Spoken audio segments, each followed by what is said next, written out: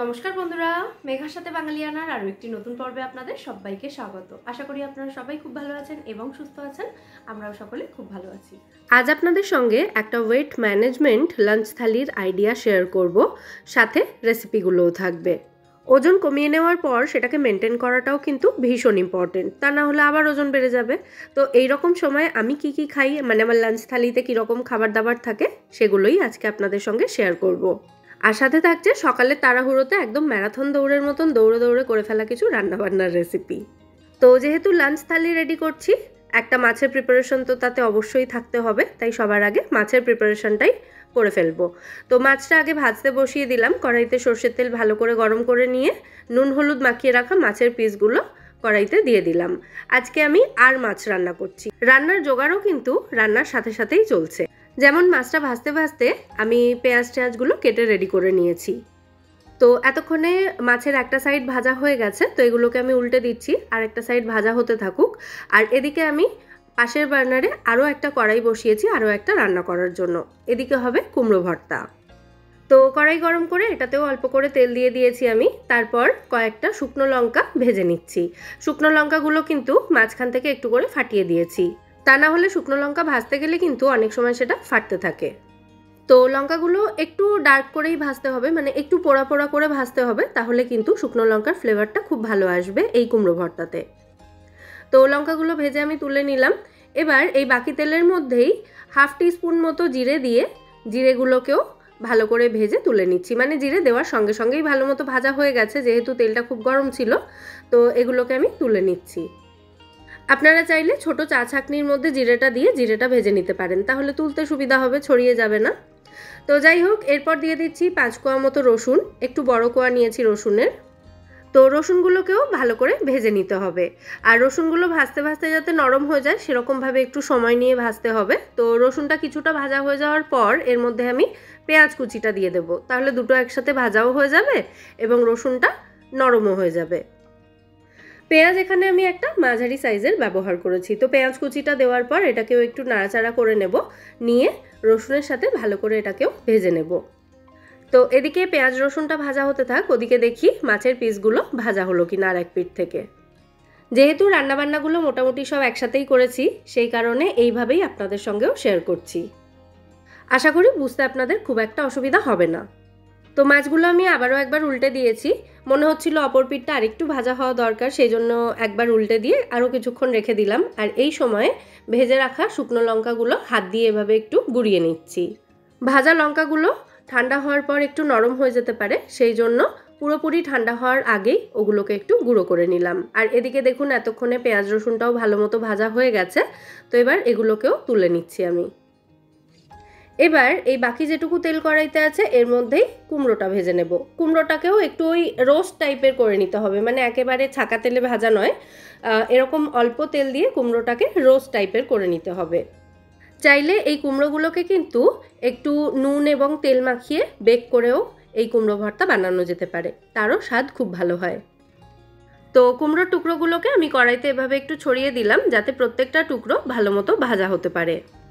আর এদিকে মাছের পিসগুলো দুপিঠ থেকেই ভালো মতো ভাজা হয়ে গেছে এতক্ষণে। তো এবার এগুলোকে আমি কড়াই থেকে তুলে নিচ্ছি। আর এখানে বাকি যেটুকু তেল আছে মাছ ভাজার পরে এতেই কিন্তু গ্রেভিটা রান্না করব, আর এক্সট্রা তেল অ্যাড করব না। তো এই তেলের মধ্যেই এবার দিয়ে দেব মিহি করে কুচোনো পেঁয়াজ। আপনারা পেঁয়াজ বাটাও এখানে ব্যবহার করতে পারেন। তো পেঁয়াজের কালারটা পুরোপুরি চেঞ্জ হওয়া পর্যন্ত পেঁয়াজটাকে ভালো করে ভেজে নিতে হবে। এদিকে কুমড়োটাকেও ভুললে চলবে না, যাতে একেবারে পুড়ে না যায়, তাই খেয়াল রাখতে হবে। তাই মাঝে মধ্যে এটাকে উল্টে দিতে হবে, যাতে চারিদিক থেকে ভালোভাবে ভাজা হতে পারে। আর ওদিকে মাছের ঝালের পেঁয়াজটা ভালো মতো ভাজা হয়ে গেছে, তাই এবার এর মধ্যে দিয়ে দিচ্ছি আদা রসুন বাটা 1 চা চামচ মতো। আদা রসুনের কাঁচা গন্ধ চলে যাওয়া পর্যন্ত পেঁয়াজের সাথে এটাকে ভালো করে ভেজে নিতে হবে।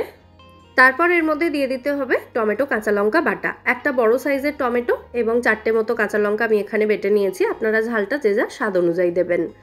তো আবারও সমস্ত উপকরণ ভালো করে মিশিয়ে একটু ভেজে নিচ্ছি। তারপর এর মধ্যে মশলার জার এবং ওই আদা রসুন বাটার যে কৌটোটা ছিল সেটা ধুয়ে অল্প একটু জল দিয়ে দিলাম। যে পাত্রে মশলা রাখা হয় অথবা যে পাত্রে মশলাটা বানানো হয় মানে ওই মিক্সার জার বা শিলনোড়া, এগুলো ধোয়া জল কিন্তু রান্নার স্বাদ অনেকটা বাড়ায় আর মশলা নষ্টও হয় না। আমার রান্নাতে তো অন্তত এই মশলার বাটি ধোয়া জল, শিল ধোয়া জল এগুলোর খুব আধিক্য দেখতে পাবেন আপনারা। যাই হোক, এবার এই মশলার মধ্যে কিছু গুঁড়ো মশলা দিয়ে দিচ্ছি। স্বাদ অনুযায়ী নুন দিয়েছি, হাফ চা চামচ হলুদ গুঁড়ো দিয়েছি, একটু কাশ্মীরি লঙ্কা গুঁড়ো দিয়ে দেবো কালারের জন্য, আর দেবো হাফ টিস্পুন মতো ধনে গুঁড়ো। আর ওদিকে কুমড়ো ভাজাটার মধ্যেও স্বাদ অনুযায়ী নুন দিয়ে দেব। তারপর কুমড়োর সাথে নুনটাকে ভালো করে মিশিয়ে দিয়ে কড়াইটাকে ঢাকা দিয়ে এটাকে লো ফ্লেমে আরও কিছুক্ষণ রেখে দেব, যাতে কুমড়োর টুকরোগুলো একেবারে নরম হয়ে যায়। আর এদিকে এই মাছের ঝালের মশলার সাথে যে গুঁড়ো মশলাগুলো মিশিয়েছিলাম সেগুলোকে ভালো করে নাড়াচাড়া করে একসাথে মিশিয়ে দিচ্ছি। তারপর এটাকে কষিয়ে নেব বেশ খানিকক্ষণ সময় নিয়ে। আমার গ্যাস ওভেনের এদিকের বার্নারটাতে ফ্লেমটা একটু স্লো, তাই জন্য আমি বার্নারটা চেঞ্জ করে দিলাম। মানে কুমড়োটাতে এখন লো ফ্লেম লাগবে, তাই ওটাকে এদিকে দিয়ে দিলাম, আর হাই ফ্লেমটাতে এই মাছের ঝালের মশলাটা বসিয়ে নিলাম। মশলাটাকে হাই ফ্লেমে রেখে কিছুক্ষণ কষিয়ে নেব, মোটামুটি 4 থেকে 5 মিনিট কষালেই যথেষ্ট। মশলা থেকে তেল ছেড়ে আসা পর্যন্ত কষিয়ে নিলেই হবে। প্রত্যেকদিন যে রেসিপিগুলো আপনাদের সঙ্গে শেয়ার করি সেগুলো বেশ সাজিয়ে গুছিয়ে মানে একদম আলাদা করে সুন্দর করে আপনাদের সামনে উপস্থাপন করার চেষ্টা করি। তবে আজকে যেটা শেয়ার করছি সেটা কিন্তু আমার অ্যাকচুয়াল মানে এভরিডে কুকিং রুটিন বলা যেতে পারে। যাই হোক, মশলাটা আরও কিছুক্ষণ কষানো হোক, ততক্ষণে আমি দেখে নিই ওদিকে কুমড়োটা নরম হলো কিনা। এইভাবে কুমড়ো ভর্তার রেসিপিটা আপনারাও কিন্তু অন্তত আমার ওপর ভরসা করে হলেও বাড়িতে ট্রাই করে একবার দেখবেন। অসাধারণ খেতে হয়, আর শুধু এটা দিয়েই এক থালা ভাত খাওয়া হয়ে যাবে। যারা কুমড়োর জলজলে ভাবটার জন্য কুমড়ো খেতে পছন্দ করেন না খুব একটা, তারা তো অবশ্যই ট্রাই করবেন। তো কুমড়োটা এদিকে ভালো মতো সেদ্ধ হয়ে গেছে, দেখতেই পাচ্ছেন, চেক করে নিচ্ছি আমি। তো এবার এই কুমড়োর টুকরোগুলো আমি ওই ভর্তার যে প্লেটটা রেডি করেছি, মানে যেখানে ভাজা লঙ্কা, পেঁয়াজ, রসুন এগুলো রয়েছে, তার মধ্যেই ঢেলে নিলাম। একটু ঠান্ডা হয়ে গেলে তারপর মেখে নেব। আর কুমড়ো ভাজার ওই কড়াইটা আবারও গ্যাসে বসিয়ে অল্প একটু সর্ষের তেল দিয়ে দিলাম আরও একটা রান্না করার জন্য। যেহেতু এতে সবজি ভাজা হয়েছে তাই কড়াইটা আর আমি ধুলাম না। তো এদিকে তেলটা গরম হতে থাক, গ্যাসের ফ্লেমটা আমি একটু লোতে করে দিয়েছি। এদিকে এতক্ষণে দেখুন মশলাটাও কিন্তু ভালো মতো কষানো হয়ে গেছে। তো এবার এর মধ্যে আমি দিয়ে দেব গ্রেভির জন্য পরিমাণ মতো জল। গ্রেভি যে যেমন রাখতে চান সেই অনুযায়ী জল দিতে পারেন। আর জলটা দেওয়ার পরেই এর মধ্যে 1/4 টিস্পুন মতো গরম মশলা গুঁড়ো দিয়ে দিলাম। জলটা ফুটতে শুরু করেছে, এবার এটাকে ভালো করে একবার নাড়াচাড়া করে মিশিয়ে দিচ্ছি এবং এই ফুটন্ত গ্রেভির মধ্যেই দিয়ে দেব ভেজে রাখা মাছের পিসগুলো। মাছের পিসগুলো দেওয়ার পর কড়াইটাকে ঢাকা দিয়ে কিছুক্ষণ রান্না করব। মোটামুটি 3-4 মিনিট মতো রান্না করলেই কিন্তু মাছগুলো ভালো মতো নরম হয়ে যাবে। আর মাছ এমনিই ভীষণ নরম মাছ, আর মাছ যেহেতু খুব ভালো করে ভাজা আছে তাই এটা রান্না হতে কিন্তু আর খুব বেশি সময় লাগবে না। তবে আমি কড়াইটাকে ঢাকা দিয়ে হাই ফ্লেমেই এটাকে ওই 3-4 মিনিট মতো রান্না হতে দেব, তাতে গ্রেভিটাও একটু ঘন হয়ে যাবে। তো এটার আপডেট আবার পরে দিচ্ছি আপনাদেরকে। ওদিকে তেলটা গরম হয়ে গেছে, তো এবার এর মধ্যে দিয়ে দিচ্ছি শুকনো লঙ্কা এবং কালো সর্ষে ফোড়নের জন্য। এবার এটাতে রুটির জন্য একটু বাঁধাকপি ভেজে নেব। তো কালো সর্ষে, শুকনো লঙ্কা এই দুটো ভালো মতো ভাজা হয়ে গিয়ে সর্ষেটা যখন ফাটতে শুরু করবে সেই সময় এর মধ্যে দিয়ে দিতে হবে কুচিয়ে রাখা বাঁধাকপিটা। তো বাঁধাকপিটাকে একবার ভালো করে নাড়াচাড়া করে দিলাম, এটা একটু ভাজা হতে থাক। বাঁধাকপি ভাজা হয়ে গেলেই কিন্তু মোটামুটি এই রান্নাটা হয়ে যাবে, খুব তাড়াতাড়ি হয়ে যায় এটা 4 থেকে 5 মিনিটের মধ্যেই। তো বাঁধাকপিটা ওদিকে ভাজা হতে থাক, ততক্ষণে আমি এদিকে কুমড়োটা মেখে নিই। সামান্য একটু ধনেপাতা কুচি দিয়েছি আর অল্প কয়েক ড্রপ সর্ষের তেল দিয়ে দিলাম, মানে কাঁচা সর্ষের তেল। তারপর এই সমস্ত উপকরণ একসাথে খুব ভালো করে মেখে নিলেই কিন্তু কুমড়ো ভর্তা রেডি হয়ে যাবে। এই কুমড়ো ভর্তা এবং মাছের ঝালটা মেনলি হাজব্যান্ডকে সকালবেলা অফিস যাওয়ার আগেই আমি সার্ভ করে দেব, আর বাকি যেটা থাকবে সেটা আমাদের মা মেয়ের লাঞ্চের জন্য হয়ে যাবে। আর বাঁধাকপি ভাজাটা রুটির সাথে ওনাকে অফিসের জন্য প্যাক করে দেব, মানে অফিসের টিফিনের জন্য আর কি। তো এদিকে দেখুন মাছের ঝালটাও রেডি হয়ে গেছে। যেহেতু ফ্লেমটা বাড়িয়ে রেখেছিলাম তাই গ্রেভিটা ফুটে একটু ঘনও হয়ে গেছে, একদম পারফেক্ট টেক্সচার রয়েছে। এর থেকে বেশি পাতলা হলে মাছের ঝাল খেতে খুব একটা ভালো লাগবে না। তো মাছের ঝাল একেবারে রেডি, গ্যাসের ফ্লেম অফ করে দিয়েছি। ওপর থেকে সামান্য একটু ধনেপাতা কুচি ছড়িয়ে এটাকে সার্ভ করে দেব। আর ওদিকে হাজব্যান্ডকে খেতে দিতে দিতে এদিকে আমার বাঁধাকপিটাও ভালো মতো ভাজা হয়ে গেছে। তো এবার এর মধ্যে দিয়ে দিচ্ছি একটু পেঁয়াজ কুচি, কাঁচা লঙ্কা কুচি আর ধনেপাতা কুচি। পেঁয়াজটা দিয়ে কিন্তু খুব বেশি ভাজার দরকার নেই, পেঁয়াজের ক্রাঞ্চটা থাকলে তবেই কিন্তু এতে খেতে খুব ভালো লাগে। আর এর সাথেই এর মধ্যে সামান্য একটু নুন হলুদও দিয়ে দেব, যেহেতু এখনও পর্যন্ত এতে কোনো মশলাপাতি কিছুই দিইনি। এরপর বাঁধাকপির সাথে সমস্ত উপকরণ খুব ভালো করে নাড়াচাড়া করে মিশিয়ে আর মিনিট 2 ভেজে নিলেই কিন্তু এটা একেবারে রেডি হয়ে যাবে। এর মধ্যে একটু নারকেল কোড়া অ্যাড করলেও খেতে ভীষণ ভালো লাগে। আমার বাড়িতে নারকেল কোড়া রেডিও ছিল, কিন্তু আমি তাড়াহুড়োতে দিতেই ভুলে গেছিলাম। আর সবশেষে এর মধ্যে সামান্য একটু মিষ্টি দিয়ে দিতে হবে। আমি ওই 1/2 টিস্পুন মতো জ্যাগরি পাউডার দিয়েছি, আপনারা চিনিও দিতে পারেন। দিয়ে আবারও ভালো করে একবার মিশিয়ে দিচ্ছি। তারপর এটাকে একদম ডিরেক্টলি টিফিন বক্সের মধ্যে সার্ভ করে দেব। মেয়ে বাঁধাকপি খুব একটা পছন্দ করে না, সেই জন্য এটা একদম অল্প করেই করেছি, যাতে ওনার টিফিনে দেওয়ার পর অল্প একটু আমার জন্য থাকে। তো ওনাকে এই বাঁধাকপির ভাজার সঙ্গে সঙ্গে দিয়ে দিচ্ছি খানিকটা টক দই, আর 2টো ডিম সেদ্ধ রয়েছে। আর রুটিটা আমি সকালে মেয়ে স্কুল যাওয়ার আগেই করে রেখেছিলাম, মানে মেয়ের জন্য রুটি করেছিলাম তখন ওনার জন্য একটা রুটি করে রেখে মানে সেটাকে একদম টিফিন বক্সে প্যাক করে রেখেছি, ওই যে ওই টিফিন বক্সটাতে রয়েছে। আর এই ছোট টিফিন বক্সটার মধ্যে 2টো ডিম সেদ্ধ দিয়ে দিচ্ছি।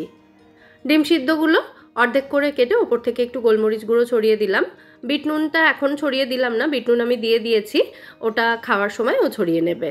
এখন যদি দিয়ে দিই তাহলে ডিমগুলো একটু জলজলে টাইপের হয়ে যাবে। আচ্ছা, এবার শেয়ার করি আমার লাঞ্চ থালিটা। ওজন কমানোর টার্গেট তো আমার কমপ্লিট, 10.5 কেজি মতো ওজন কমে গেছে। এরপরে যেটা কমবে সেটা আস্তে আস্তে কমুক, সেটাতে কোনো তাড়াহুড়ো নেই। তাই ওয়েট লুজ করার সময় আমি যেরকম তেল মিষ্টি এগুলো একেবারেই ছেড়ে দিয়েছিলাম, এখন কিন্তু অল্প বিস্তর খাই, মানে এখন ওয়েট ম্যানেজমেন্টে রয়েছি আর কি বলা যেতে পারে। তো সেরকমই একটা লাঞ্চ থালি শেয়ার করছি। অল্প পরিমাণে ভাত নিয়েছি, তার সাথে 1 বাটি ডাল সেদ্ধ রয়েছে, নুন হলুদ এবং কাঁচা লঙ্কা দিয়ে মুসুর ডাল সেদ্ধ করা রয়েছে এটা। তো এই ডাল ভাতের সাথে রয়েছে অল্প একটু বাঁধাকপি ভাজা, একটু কুমড়ো ভর্তা, অল্প পরিমাণেই নিয়েছি। আর যে মাছের ঝালটা করেছিলাম সেখান থেকে শুধুমাত্র মাছের পিসটা তুলে নিয়েছি, মাছের গ্রেভিটা নিইনি, কারণ ওতে অনেকটা তেল মশলা থাকে। আর বাঁধাকপি ভাজা, কুমড়ো ভর্তা এগুলোতে যেহেতু অল্প বিস্তর তেল মশলা রয়েছেই, তাই আর মাছের ঝালের তেল মশলাটা নিলাম না। আর এর সাথে যেটা ভীষণ ইম্পর্টেন্ট সেটা হচ্ছে বেশ খানিকটা পরিমাণে সালাড। তো এই হলো আমার আজকের লাঞ্চ থালি। কেমন লাগলো সেটা কিন্তু অবশ্যই কমেন্টে জানাবেন। সুস্বাদু খাবার খাওয়াও হলো আর সেটা স্বাস্থ্যকরও হলো। আমি প্রায় সপ্তাহখানেক হয়ে গেল এরকমভাবেই ডায়েট ফলো করছি, এতে কিন্তু আমার ওজন একটুও বাড়েনি। আচ্ছা, আরেকটা জিনিস তো শেয়ার করাই হয়নি, সেটা হচ্ছে আজকের লাঞ্চ প্লেটে আমি কিন্তু দই অ্যাড করিনি, ভুলে গিয়েছিলাম বেসিক্যালি। তাই জন্য সেই দইটা দিয়েই অল্প একটু জল ওর মধ্যে অ্যাড করে আর একটু বিট নুন দিয়ে দইয়ের একটা ঘোল বানিয়ে লাঞ্চের পরে এটা খেয়েছি। প্রত্যেকদিন দই একই রকমভাবে খেতে ভালো নাও লাগতে পারে, তাই এরকম ঘোল বা রায়তা বানিয়েও খাওয়া যেতে পারে।